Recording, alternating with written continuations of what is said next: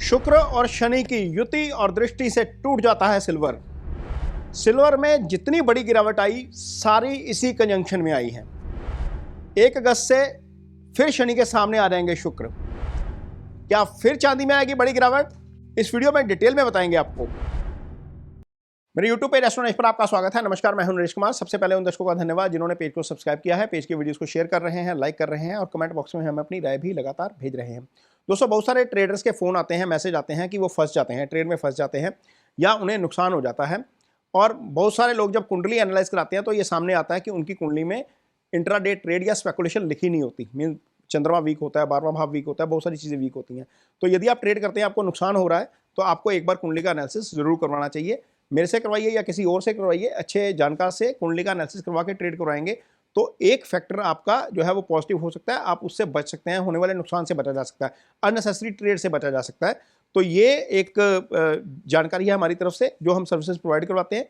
और इसके अलावा यदि आप अपना मंथली तारा चक्र भी चाहते हैं, मंथ में कुछ ऐसे दिन होते हैं जो आपके लिए अच्छे होते हैं, जो आपके लिए कुछ ऐसे दिन होते हैं जो आपके लिए ख़राब होते हैं, वो सर्विसेज भी हम प्रोवाइड करवाते हैं। तो यदि किसी को वो सर्विसेज चाहिए तो वो भी हमारे से संपर्क कर सकता है। व्हाट्सएप का नंबर यहाँ पर नीचे स्क्रीन पर दिया हुआ है। तो यहाँ पर वीडियो में चर्चा करेंगे शुक्र और शनि की कंजंक्शन की। और चर्चा इसलिए क्योंकि ये एक ऐसा कंजंक्शन है या एक ऐसी युति है जहाँ पर सिल्वर बहुत बुरे तरीके से टूटता है। आप 1980 से लेकर आज तक के सिल्वर के जितने बड़े गिरावट देखेंगे वो सारे इसी कंजंक्शन में आए। पहले मेरे पेज के ऊपर एक वीडियो डाला था 29 दिसंबर को 2025 के आसपास, 29 या 30 दिसंबर की डेट होगी ये। उसमें हमने लिखा था कि सिल्वर पर रेड अलर्ट, और बताया गया था कि 2 मार्च से लेकर 31 मार्च के बीच में सिल्वर में गिरावट आ सकती है क्योंकि शुक्र और शनि आपस में एक साथ आ जाएंगे। और अब मार्च का चार्ट देखिए ज़रा, जबरदस्त गिरावट आई, 35% सिल्वर गिर गया। 2 मार्च को सिल्वर का जो रेट था वो 2,98,000 के आसपास था, वो सीधा 1,99,000 के आसपास गिरा। लगभग 97-98,000 की गिरावट आई सिल्वर में मार्च के महीने में, सबको याद होगा। तो क्या ऐसी गिरावट दोबारा अगस्त में आ सकती है? तो प्लेनेटरी साइकिल को तो जो है इंडिकेशन दे रहा है वो कुछ अच्छे इंडिकेशन नहीं दे रहा। वीडियो की शुरुआत में डाटा शुरू करेंगे 1980 से, सिल्वर में 1980 में क्या हुआ था। तो 1980 से शुरू करते हैं। ये वो समय था जब हंट ब्रदर्स के कारण सिल्वर पीक कर गया था। जब हम सिल्वर का चार्ट निकालते हैं तो सबसे पहला चार्ट जो पीक आता है वो 79 के आसपास का ही आता है। जनवरी 80 में गिरना शुरू हुआ था। नवंबर से शुरू होकर $10 से शुरू होकर $40 $45 के आसपास गया था, वहाँ से फिर गिरना शुरू हुआ था। इतने समय में जब ये सिल्वर गिरा था तो सिल्वर ने दोबारा पीक ही नहीं बनाया।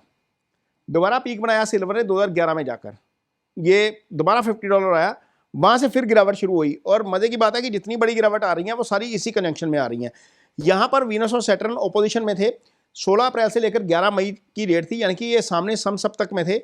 यहाँ पर देखिए करीब 20% की गिरावट आई, करीब 20%, 19.34% के आसपास की गिरावट है। ये चार्ट के ऊपर आपको गिरावट क्लियर नजर आ रही है कि किस तरीके से जब ये आमने सामने आते हैं या साथ में आते हैं तो किस तरीके से गिरावट आती है। लो देखिए यहाँ पर 42-21 का है और हाई जब देखेंगे तो ये 43-55 का है। तो यहाँ पर जबरदस्त तरीके से गिरावट आई और 19.34% सिल्वर नीचे बंद हुआ। ये 2011 की बात है, अप्रैल से लेकर मई के बीच में। चार्ट देखेंगे तो आपको चार्ट के ऊपर नजर आ जाएगा। ये चार्ट का स्क्रीनशॉट आपके सामने साथ लगा हुआ है, ये बेरिश था। उसके बाद हम 2013 में देखते हैं।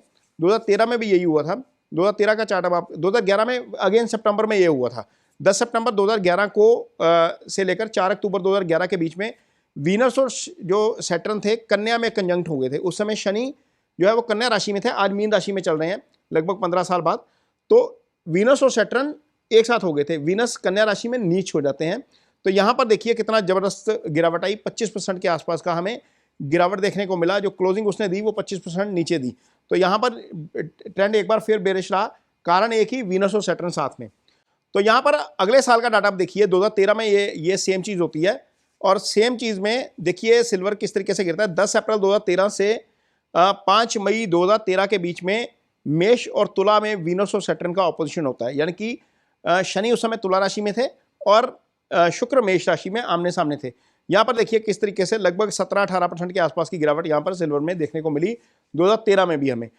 अब यहाँ पर आगे देखिए, ये जो डाटा आपको नजर आ रहा है या चार्ट आपको नजर आ रहा है, वीनस और सैटर्न ऑपोजिशन में है, आमने सामने। कर्क में है वीनस और मकर में है शनि। 1 सितंबर 2020 से कंजंक्शन शुरू होता है, 28 सितंबर तक चलता है। ये लगभग 9वां महीना पूरा ही रहा। और यहाँ पर लोअर लो देखिए 21 पॉइंट नीचे 21% नीचे लो बनाया, फिर कवर करने की कोशिश की, लेकिन अंत में लगभग 16% नीचे बंद हुआ सिल्वर। ये वीनस और सैटर्न आमने सामने कंजंक्शन में थे। अब आगे देखते हैं आगे क्या हुआ। ये डाटा एक्चुअल में तब रिसर्च किया गया था जब बाजार में एक बार अक्टूबर में गिरावट आई थी। तो इसके ऊपर मैंने फिर स्टडी किया कि ये गिरावट आई क्यों। एक चीज़ ये समझ में आई कि जितनी बड़ी गिरावट है वहाँ पर वीनस और सैटर्न आमने सामने होते हैं या फिर साथ में आ जाते हैं। तो इसी कारण फिर मैंने दिसंबर में वीडियो डाला था कि मार्च में दोबारा ये कंजंक्शन बन रही है। तो अब आते हैं 2022 के साल के ऊपर। 22 का डाटा अब आपके सामने है। 7 अगस्त 2022 लगभग यही डेट जो आ रही है ना, 1 अगस्त को ये कंजंक्शन बन रहा है। 7 अगस्त 2022 से लेकर 31 अगस्त 2022 तक वीनस और सैटर्न जो है वो आमने सामने थे।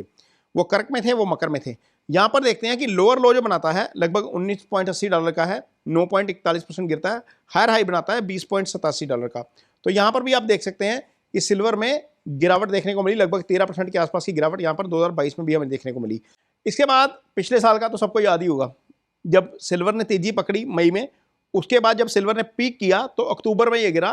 कारण था वीनस और सैटर्न आमने सामने। सैटर्न तब भी वक्री थे, तब भी मीन राशि में थे, शुक्र कन्या राशि में आए। और यहाँ पर देखिए इसने 6 दिन में 16 अगस्त से लेकर 16 अक्टूबर से लेकर 22 अक्टूबर के बीच में किस तरीके से इसने बाजार को गिराया। $48 का जो सिल्वर था लोअर लो का, उसका हाई था $51। वहाँ से ये गिरना शुरू हुआ और इसने बाजार को बेरिश कर दिया। एक हफ्ते में 17-18% चांदी गिरी थी। 16 अक्टूबर से लेकर 22 अक्टूबर का समय सबको याद होगा और ये बेरिश साबित हुआ था और ज़बरदस्त तरीके से। और एंड क्लोजिंग इसकी माइनस में हुई थी। लेकिन इस साइकिल में एक बार इसने 18% के आसपास का 17-18% के आसपास का डिप लिया था। मेरे को अभी भी डाटा याद है। और ये अब डाटा आपके सामने मार्च का आ रहा है, इसी साल मार्च में जो हुआ है। इसके बाद ये कंजंक्शन मार्च में आया था। 2 मार्च 2026 से लेकर 26 मार्च 2026 के बीच में ऐसा हुआ था कि सिल्वर लगभग 35% गिर गया। टॉप बनाया, टॉप बना के फिर नीचे गिरा और लगभग 35% के आसपास की गिरावट। ये देखिए चार्ट कितना ज़बरदस्त है, यहीं से फ्लैट हो गया। तो अब ये कंजंक्शन जो बन रही है वो बन रही है 1 अक्टूबर से लेकर 1 अगस्त से लेकर 2 सितंबर। यानी कि 1 अगस्त को जैसे ही वीनस जो है वो कन्या में आएंगे, शनि के सामने आ जाएंगे, तो यहाँ पर एक बार फिर अलर्ट हो जाना चाहिए। मैं ये नहीं कह रहा कि हर बार गिर जाएगा। ऐसा होता है कि सैटर्न के सामने वीनस आता है, हर 1.5 साल में एक बार आ जाता है। लेकिन क्या हर बार सिल्वर गिरता है? तो जवाब है बिल्कुल नहीं गिरता। लेकिन इसका भी मीन ये भी सच है कि जितने बड़े फॉल आए हैं हिस्ट्री में, ये जो मैंने आपको चार्ट के ऊपर लगा के दिखाए, इसी कंजंक्शन में आए हैं, इसी जो है वो समसप्तक योग में आए हैं। तो क्या जब एक बार दोबारा ये स्थिति आ रही है तो हमें संभलना चाहिए या नहीं संभलना चाहिए? अदरवाइज भी अगस्त के महीने में क्या हो रहा है, 1 अगस्त को शुक्र चेंज हो रहे हैं, 2 अगस्त को मंगल चेंज हो रही है। ये दोनों ही डेट सेंसिटिव रहेंगी। 12 अगस्त को एक बार आपका ग्रहण लग रहा है सूर्य को। ये डेट, इसके 2 दिन पहले और 2 दिन बाद की डेट सेंसिटिव हो जाती हैं कमोडिटीज़ के लिए, क्योंकि इसका जितने भी प्लानिटरी साइकिल चेंज होते हैं उसका इम्पैक्ट आपके ऊपर, आपकी साइकोलॉजी के ऊपर जरूर पड़ता है। फिर अगला 28 अगस्त को ग्रहण है, तो उससे 2 दिन पहले और 2 दिन बाद भी संभल के ट्रेड करना चाहिए। और यहाँ पर अगस्त में हो सकता है कि एक अपॉर्चुनिटी आपको दे दे।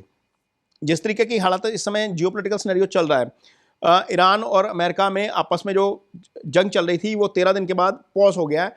ट्रंप के सलाहकारों ने उनको सलाह दिया कि हथियार कम हो रहे हैं, अटैक नहीं करना चाहिए, लेकिन ईरान अपनी शर्तों के ऊपर अडिग है। क्या यहाँ पर ये कारण बनेगा एक गिरने का कि दोबारा जो है वो एस्केलेट हो जाती है, या फेड की मीटिंग के से जो आउटकम निकलेगा 29 की रात को वो एक कारण बनेगा? क्योंकि इसी हफ्ते में फेड की मीटिंग है, बैंक ऑफ इंग्लैंड की मीटिंग है, बैंक ऑफ जापान की मीटिंग है। क्या बैंकों के लेवल के ऊपर कुछ इस तरह के डिसीजन होंगे जिसके कारण बुलियंस के ऊपर प्रेशर आएगा?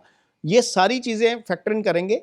लेकिन ये जो हिस्टोरिक डाटा बोलता है, ये आपके सामने चार्ट के ऊपर दिखा दिया, जो हिस्टोरिक डाटा बोलता है वो यही बताता है कि जितने भी बड़े फॉल आए हैं वो इसी कंजंक्शन में आए हैं, इसी ऑपोजिशन में आए हैं। इतना भी ज़रूर है कि इन वर्षों में बहुत बार ये आमने सामने रहे हैं, बहुत बार ये आमने सामने रहे हैं, नहीं भी आया और कुछ मामलों में पॉजिटिव भी रहा है। लेकिन जो पॉजिटिव वाले मामले हैं ना, हमने पॉजिटिव वाले मामले भी सर्च किए हैं, लेकिन पॉजिटिव वाले मामलों में वो बहुत नेग्लिजिबल है, फ्लैट लगता है, 2 या 4% की तेज़ी है, उसमें बहुत ज़्यादा तेज़ी नहीं है। गिरावट बड़ी है, तेज़ी बहुत कम है। तो मेरे कहने का मतलब यह है कि संभल जाना चाहिए जिनके पास पोजीशन है या जो ट्रेड करना चाहते हैं।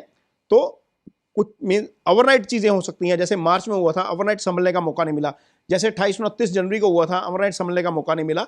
तो यहाँ पर हैवी पोजीशन लेकर ट्रेड करने से बचना चाहिए और कोशिश करनी चाहिए कि कैश रखना चाहिए। हो सकता है कि एक अपॉर्चुनिटी इस कंजंक्शन के कारण मिल जाए। वीडियो कैसा लगा इस पर कमेंट बॉक्स में अपनी राय जरूर दीजिए। यदि वीडियो अच्छा लगे तो उसे शेयर जरूर करिए, पेज को सब्सक्राइब जरूर करिए। इसके साथ ही मुझे दीजिए इजाजत। नमस्कार।